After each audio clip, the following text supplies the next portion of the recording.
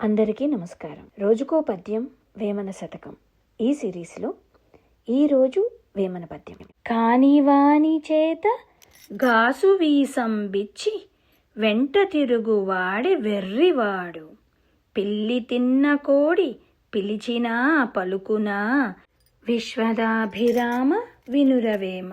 దీని అర్థం ఏంటంటే, మనకు మేలు చేయలేని, మన పనికి పనికిరాని వ్యక్తికి డబ్బులు ఇచ్చి, ధనాలు ఇచ్చి అతని వెంట తిరుగుతూ ఆ పని జరిగిపోతుందని ఆశలు పెట్టుకోవడం మూర్ఖత్వం అని వేమన గారు చెప్తున్నారు.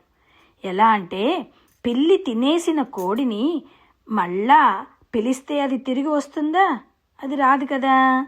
అలాగే పనికిరాని చోట ఆశ పెట్టుకోవడం వ్యర్థం. వివేకం లేకుండా పెట్టిన విశ్వాసం మనకే నష్టం చేకూరుస్తుంది.